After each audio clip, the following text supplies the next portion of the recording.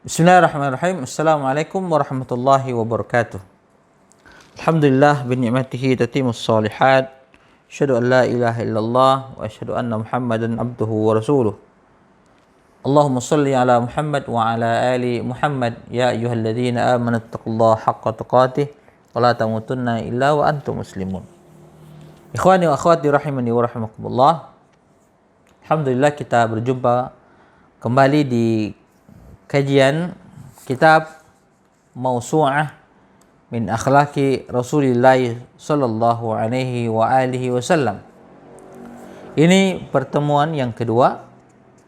Pada pertemuan yang pertama telah kita bahas kenapa kita membahas akhlak. Di pertemuan ini kita akan membahas definisi akhlak. Baik, secara etimologi akhlak dalam bahasa Arab adalah bentuk jamak daripada khuluq. Khuluq artinya perilaku dan tabiat manusia sejak lahir. Kata akhlak tersusun dari 3 huruf, kha, lam, dan qaf, yang menunjukkan makna menetapkan sesuatu. Ar-Raghib menerangkan kata al-khalq, al-khulq, al-khuluq mempunyai makna dasar yang sama. Akan tetapi al-khalqu dikhususkan untuk makna penciptaan wujud, bentuk, dan rupa lahiriah yang tertangkap oleh penglihatan. Al-khuluq memiliki makna khusus, kekuatan dan karakter yang ditemukan dengan mata batin. Allah Subhanahu wa taala berfirman, "Wa innaka la'ala khuluqin 'azim." Dan sesungguhnya engkau benar-benar berbudi pekerti yang luhur. Maksudnya engkau Muhammad benar-benar berbudi pekerti yang luhur. Frasa al-khuluq al-azim dalam ayat ini, wa innaka la'ala khuluqin azim, sebagaimana dijelaskan Imam At-Tabari, artinya adalah budi pekerti yang luhur.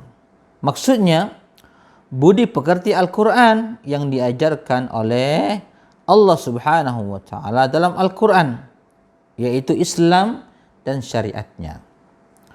Makna ini diriwayatkan oleh Ibnu Abbas radhiyallahu anhuma dalam tafsir firman Allah, wa innaka la'ala khuluqin azim, yang artinya beragama yang luhur, yaitu Islam. Ini tafsiran daripada sahabat Ibnu Abbas radhiyallahu anhu. Diriwayatkan dari Imam Mujahid tentang firman Allah, khuluqun azim, yaitu agama. Agama. Ini penafsiran Imam Mujahid. Sedangkan dari Aisyah radhiyallahu anha ketika ditanya tentang akhlak Rasulullah sallallahu alaihi wasallam, ia menjawab, akhlak beliau adalah Al-Quran. Kana khuluquhu Al-Quran. Adalah akhlak Nabi SAW adalah Al-Quran. Imam Qatadah menyatakan, ia atau Aisyah berkata, seperti apa yang tertuang di dalam Al-Quran. Jadi akhlaknya Nabi SAW seperti yang tertuang dalam Al-Quran Al-Karim. Imam Al-Junaid rahimahullah ta'ala menerangkan, budi pekerti beliau disebut luhur karena beliau tidak memiliki cita-cita selain Allah Subhanahu wa ta'ala. Satu pendapat menyebutkan budi pekerti Rasulullah SAW disebut luhur karena seluruh budi pekerti mulia terhimpun dalam diri beliau. Hal itu disinyalir dalam sabda Nabi SAW yang artinya, sesungguhnya aku diutus untuk menyempurnakan budi pekerti terpuji. Innama bu'ithtu liutammima makarimul akhlaq. Imam Al-Mawardi rahimahullah ta'ala menjelaskan, frasa al-khuluqul azim punya 3 pengertian. Pertama, adabul Quran, adab Al-Quran. Yang kedua, agama Islam. Dan yang ketiga, perilaku yang mulia. Ini penafsiran yang zahir. Al-Fairuz Abadi rahimahullah ta'ala menyatakan, perlu diketahui, agama itu seluruhnya budi pekerti. Siapa yang bertambah budi pekertinya kepadamu, maka agamanya bertambah kepadamu. Akhlak dibangun di atas 4 pilar, kata beliau. Sabar, berani, adil, dan menjaga kehormatan atau iffah. Lebih lanjut, Al-Fairuz Abadi menjelaskan setiap pilar dari 4 pilar ini berkelindan dan membangun budi pekerti mulia yang lain, yaitu sabar, misalnya memuat sikap, menanggung derita, ihtimal, menahan amarah, menyingkirkan bahaya, tabah, lembut, tidak gegabah dan tergesa-gesa. Juga Al-Fairuz Abadi menambahkan sikap moderat, tawassut, merupakan tempat tumbuhnya seluruh akhlak mulia dari 4 pilar di atas. Subhanallah. Baik, ini pemahaman atau definisi akhlak dari sisi bahasa atau etimologi. Kemudian pengertian akhlak secara istilah atau terminologi. Menurut Al-Jahiz, beliau memaparkan bahwa akhlak adalah kondisi jiwa yang mendorong manusia berbuat tanpa pertimbangan dan kehendak. Pada sebagian orang, akhlak ini telah menjadi karakter dan tabiat.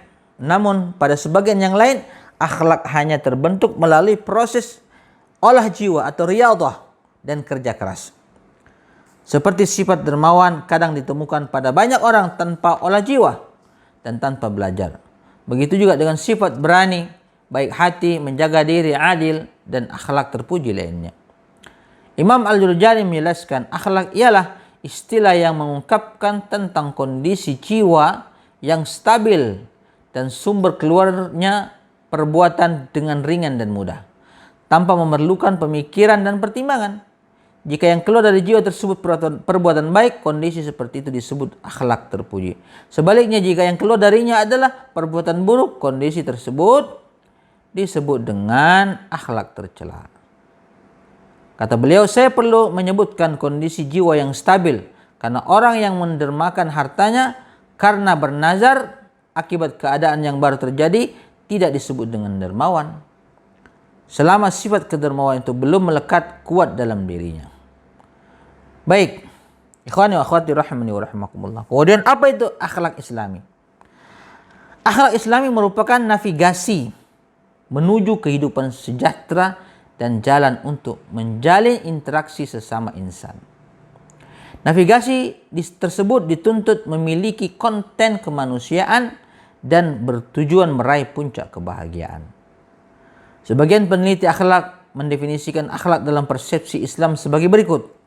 Kompilasi berbagai prinsip dan akidah yang sistematis sebagai tata aturan kehidupan manusia yang dibatasi oleh wahyu.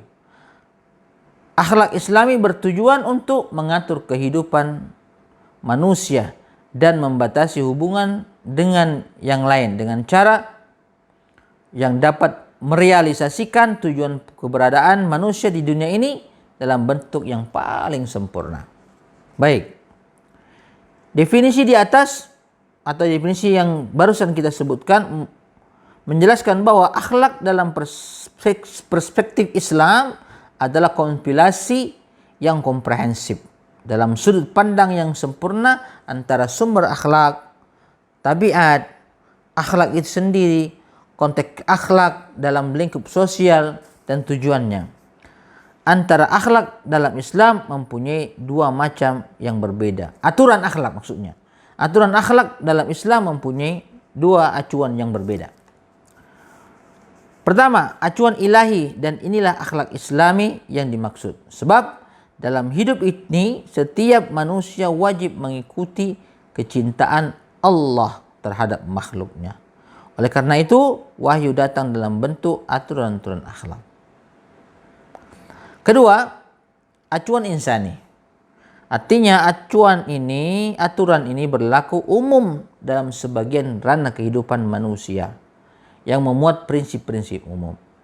Manusia punya peran dalam menentukan kewajiban-kewajibannya yang khusus dan mengenali tabiat fenomena perilaku insani sebagai manifestasi dari nilai-nilai yang berlaku. Melihat definisi di atas yang telah kita sebutkan barusan, akhlak dikategorikan sebagai ruh Islam. Seperti sabda Nabi SAW, al-birru husnul khuluqi. Kebajikan adalah akhlak yang terpuji. Ikhwani wa akhwati rahimani wa rahimakumullah, ini yang bisa kita bahas tentang definisi akhlak. Semoga bermanfaat. Kita tutup dengan kafaratul majlis. Subhanakallah bihamdika asyhadu an la ilaha illa anta astaghfiruka wa atubu ilaik. Assalamualaikum warahmatullahi wabarakatuh.